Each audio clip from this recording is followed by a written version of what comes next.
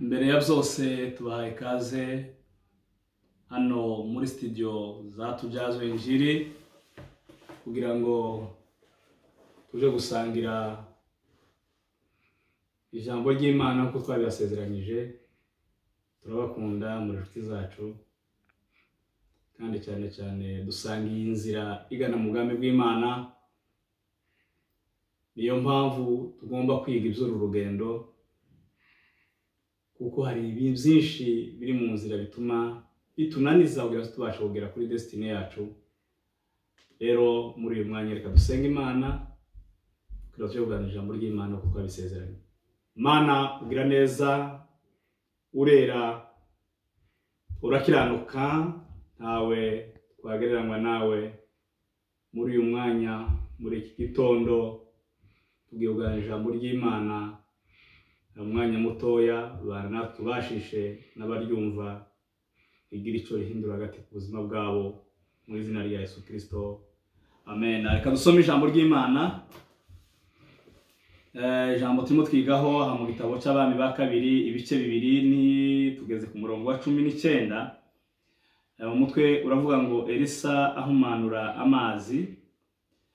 19 akavuga ngo bukeye abanyamudugudu baho babwira Elisa bati dore uyu mudugudu uburyo uri heza kuko ubireba databuja, ariko amazi hano, amazi yaho ni mabi kandi buri kintu kandi muri iki gihugu imyaka irarumba. Kuri 20 aravuga ati nimunzanire imperezo nshya mushyiremo umunyu. Nuko barayimuzanira, arasohoka ajya ku isoko y'amazi amishamo umunyu, aravuga ati Uwiteka aravuze ngo ahumanuye aya mazi ntabwo azongera kwicana cyangwa kurumza. Amen. Iri niryo jambo turimo tuganiraho muri iyi minsi. Ijambo ry'Imana rivuga hejuru y'akamaro ko gutunga imbaraga zikubye inshuro 2. Twarebye igitangaza cya mbere Elisa yakoze amaze guhabwa ziriya mbaraga zikubye. Uyu munsi turakomeza ku gitangaza cya kabiri Elisa yabashe gukora bikurikiranye n'imbaraga yari amaze guhabwa za Mwuka Wera. Rero kuko twabiganiriyeho, ikintu cya mbere Elisa yakoze twibukagirijeho ni uburyo yabashije kwambuka Yorodani. Cyari ikibazo gikomeye, ariko kubera kuko yari amaze kwambika imbaraga zikubye, yarahamagaye aravuga ngo Mana ya Eliya. Mwibuke ko bari bamaze kwambuka na Eliya, bamaze gutandukanwa. Elisa yaje guhabwa imbaraga mu mwitero wa Eliya. Arangije aravuga ngo Mana ya Eliya uri hehe? Yorodani irumvira, abasha kwambuka hakurya mu mudugudu. Niho hadusomye. Ageze hakurya mu mudugudu hari ibyamusanganiye. Yarahagaze mu mudugudu, mwasanga umudugudu ari mwiza usa neza. Umudugudu ari mwiza usa neza, ari umudugudu ukeye, ariko ahasanga ikibazo gikomeye. Baramubwira ndi databuja, nubwo ubona uyu mudugudu usa neza kandi umeze ukubona inyuma w'isuku nyinshi, ariko hari ikibazo kibanga twebwe dufite tuzi kigoye gikomeye tutabashe kwikemurira ubwacu kandi kitugoye kutubujira amahoro. Umva nkubwire, mwibuke kuko Eliya yari umunyembaraga zikomeye, ariko hari ibibazo bimwe atabashe kuba yabwirwa byari muri uwo mudugudu. Kandi mwibuke ko yaragize iminsi yari afite n'ishuri ry'abana n'abahanuzi, ariko ntiyabasha kubwirwa icyo kibazo. Hari ibibazo bikurindiriye mu gihe cyawe wowe ugomba kubwira kandi ugomba gukemura. Hari abantu batinda ku bibazo bitakemuwe n'abandi bantu mu minsi yashize. Baje kureba bakavuga ngo barunaka ntibakemuye bino bibazo, barunaka bitwaye nayo muri kino gihe, barunaka kuki batabikoze gutya, kuki. Wewe ni mu gihe cyawe. Ibi ngibi ni ibyanone bigusaba kugira ngo ari bo bashoboye gute kubikemura. Ibi ni wewe birindiriye kugira ngo bikemure. kuko ni mu gihe cyawe. Baramubwira nti rero arabaza nti ico kibazo ni ikihe? Baramubwira nti ikibazo dufite gikomeye muri mudugudu n'amazi yo muri uyu mudugudu.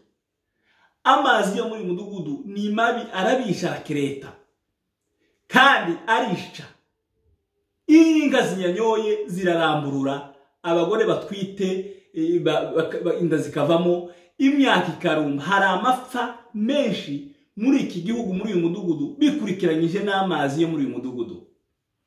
Amen. Hari ibikereta mu gihe cyawe, hari ibibishe mu gihe cyawe muri uwo mudugudu urimo. Aho hantu utuye hariho ibintu bibi bihari bikomeye bisaba wewe kugira ngo ubashe kuba igisubizo cyaho hantu uri. Ubundi ni twebwe tugomba kuba igisubizo cy'ahantu turi. Tugomba kuba ikibazo cya abantu bamenye Imana bakiriye Mwuka Wera. Abo bantu ni igisubizo, kuko biravuga ngo muri umunyu w'isi, ngo turi umunyu w'isi, ngo turi umudugudu wubatse ku mpinga z'umusozi, ngo turi itabaza rimurika. Aho tugomba kuba turi igihe tuhageze tugomba kubabera ibisubizo. Aho tugomba kuba turi igihe batubonye kubera ko twahindutse, amina, twapfuye kuri kamere, twageze ikirenge mu cya Kristo. Paulo yaravuga ngo mugere ikirenge mu cyanze ko nageze mu cya Kristo. Rero kubera kuko twabamwe na Kristo, tuzukana na Kristo, twufite ishusho ya Kristo, tugomba gukora Kristo yakoze, kuko niwe cyitegererezo cyacu. Tugomba kubera abandi bantu ibibazo. Aho ngaho tugeze twege tugomba kuba igisubizo cyaho tugeze. Amen. Arangije Elisa ababwira ikintu gikomeye. Arababwira ngo ni muzanire imperezo sha. Niko avuga hangaha kuri 20 aravuga ati ni muzanire imperezo nsha n'umunyu. Muzanire imperezo nsha n'umunyu. Imperezo nsha bivuga iki? Bivuga guhinduka musha. Bivuga guhinduka musha, tukiyambura abo twari turi bo tutamenya Kristo, tugahinduka basha. Iyo umaze guhinduka musha, amen, utanga igisubizo. Wewe wabihaga, wewe washariraga. Hari abantu babana nabi kubera imiterere yabo mibi, kubera ko batarahinduka basha. Urambona ngewe umukobwa w'abarunaka, tunzi barakumbeshe, baranyitiranyije, tunzi no kwereka, umbona wo cyarako sikondi.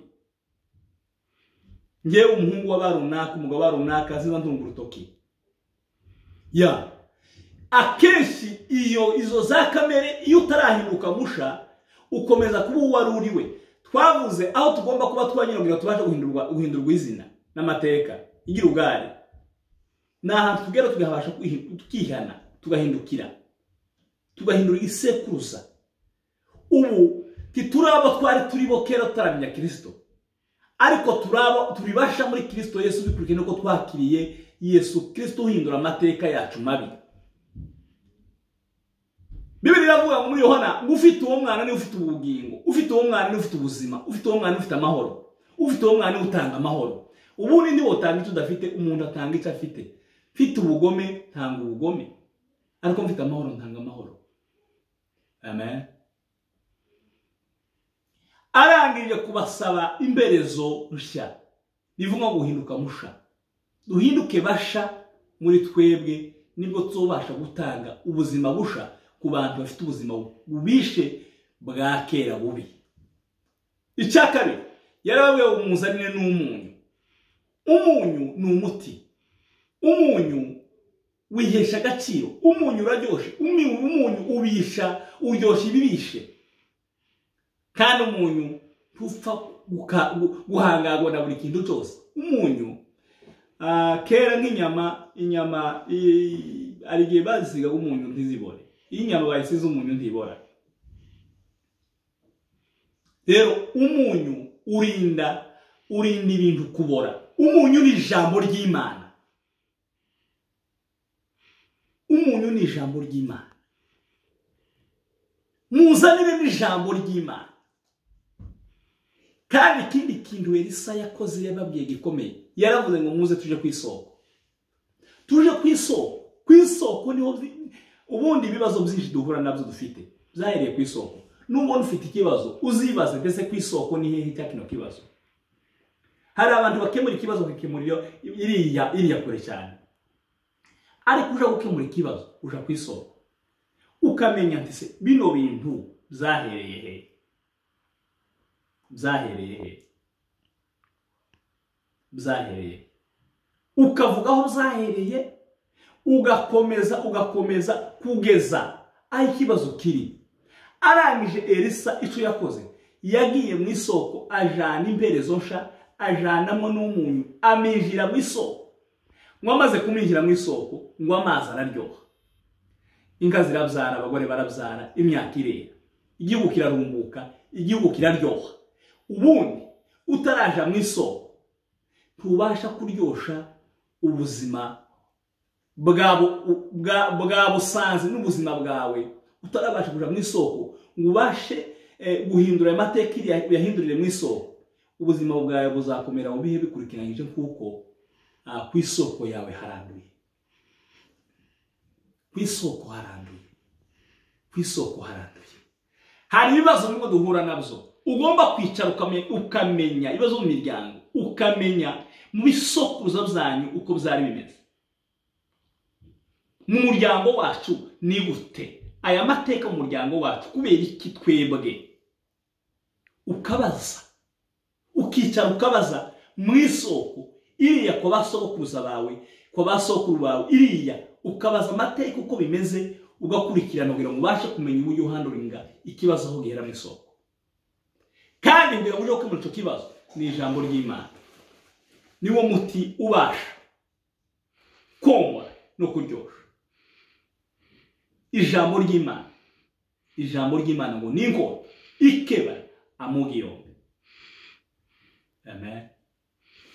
Kubereka umudugudu aho utuye harangwa n'ubusambanyi, kandi uhari warakiriye Mwuka Wera. Kubereka umudugudu aho utuye hari ubujura, hari abuzi, kandi uhari warakiriye Mwuka Wera. Kuri uyu munsi wa none ni wewe Elisa aho ngaho uri Elisa w'umuryango. Ugomba kuba Elisa mu muryango wawe. Amen. Ugomba kuba mu Elisa mu muryango wawe. Ugomba kuba Elisa mu gihugu cyawe. Ugomba kuba Elisa mu bantu bataramenya Imana, bagahera ko bagahinduka bakurikiranye n'imbaraga babonye muri we Zikubye kabiri. Ibi ni twadushoboza ubwacu, ariko dushobozwa nuko dufite imbaraga Zikubye kabiri muri twe. Kandi mureke mbabwire ikintu gikomeye, uruta Elisa, uruta Eliya turamufite ni Yesu Kristo. Yesu Kristo ari muri twebwe. Ntabwo kubera ko dufite Yesu Kristo wanesheje urupfu na kuzimu. Turashinganishije, dufite amahoro yuzuye kubera ko dufite Yesu Kristo uri muri twebwe. Ntidutsindwa, turatsinda kubera ko Yesu Kristo yadutsindishirije. Amen. Amen. Ugomba kubabazwa n'ibibazo abantu barimo mu gihe cyawe bibabangamiye, kandi uzi icyo wakora kugira ngo abantu bashe kubona igisubizo. Ni iki? Ni ukubahindura basha kubera ko bahindutse musha muri Kristo Yesu. Ugomba gutanga uburyohe kubera kuko ufite umunyu, ariryo jambo ry'Imana. Ugomba kumurika kubera ko ufite uri umuco, uri umudugudu. Ngo bazahera ko badusome, ngo abantu batubona ngo basome ibitwanditseho, ngo turi inzandiko zisomwa n'abantu bose. Inzandiko zisomwa n'abantu bose ni imbuto twera, ni imvugo zacu, ni imitekerereze yacu, ni imigenderere yacu, ni imikorere yacu. Iyo abantu babonye imyambaro yaje, bakabona uburyo nambaye, baransoma mu rurimi rwabo. Kaho ntuye ngewe aho ndi, hari urundi rurimi ntaranamenya. Ariko abo duturanye nabo ba nyirarwo bagomba kumenya uwo niwe bagahereko bahinduka bakavuga ngo koko uyu muntu arasomeka muri iyi nyandiko. Nibahera ko bakubona bazabona imigenderereze yawe n'imikorere yawe, ngo bahere ko bahimbaze Uwiteka. Kubera ko uyu muntu iwe yambara gutya, twebwe twambara kukundi. Ubundi ikibabaje nuko twebwe baduhindurira kwitwara uko bitwara bataramenya Kristo. Kandi ari twebwe twamenye ukuri, ngo kandi ngo nimwamenye ukuri kuzobatura, ariko tukabasha kubahindukirira kandi bagomba kuduhindukira kubera ko twamenye ukuri. Nibabona imiterere yanje, imigendere yanje, imivugire yanje, imikorere yanje, bahere ko bahinduke bahimbaza Imana yanjye nkorera. Ibyo ngizo sinabyishoboza, dushobozwa na Kristo uduha imbaraga, kubera ko ari we mwami wacu. Tidutsindwa, turabasinzi kuko Yesu Kristo yatsinze. Ndabifuriza gutunga imbaraga zikubye kabiri kugira ngo tubashe kuryosha ibibishe byaho turi. Niyo mpamvu mu miryango myinshi ibishe, abagabo n'abagore ntibaseka mu nzu, abana ku babyeyi ni ibitangaza. Nta mahoro na make, kuko amahoro uyabona ari uko ufite Yesu Kristo utanga amahoro. Bibiliya ijambo ry'Imana rivuga ngo nta mahoro y'umunyabyaha, nta mahoro y'umunyabyaha ntayabaho. Amahoro yuzuye ari muri Yesu Kristo, ibyishimo byuzuye biri muri Yesu Kristo. Waba uri umutunzi, waba udafite uri umukene, ariko ufite Yesu Kristo uri umutunzi. Hari abantu bafite za miliyoni n'ibindi bintu bikomeye imitamenwa, ariko badafite amahoro. Kandi ubutunzi bukomeye no kugira amahoro mu mutima. Ariko iyo ufite Yesu Kristo uraryama ugasinzira, ukagenda uguwe neza, kubera ko ufite amahoro yo mu mutima. Aya mahoro yo mu mutima tuyahabwa kubera ko twakiriye Yesu Kristo, imbaraga za Mwuka Wera muri twebwe. Nico gihe uzuryama ugasinzira, ukarota neza, ukagororoka, abandi bakarara imitima ihagaze. Mureke mbabwire kano kantu, hari abakire bafite n'abazamu ku bipango byabo, ariko barara babona ko binjiramwo, bikurekenje ko badafite, nta mahoro bafite. Ariko amahoro yuzuye ni ugutunga Yesu Kristo. Ubutunzi bukomeye ni ugutunga Yesu Kristo. Aheza hakomeye ni uko imbere y'ubwiza bw'Imana. Ijambo ry'Imana ridufashe, ijambo ry'Imana rituganze. Shalom shalom.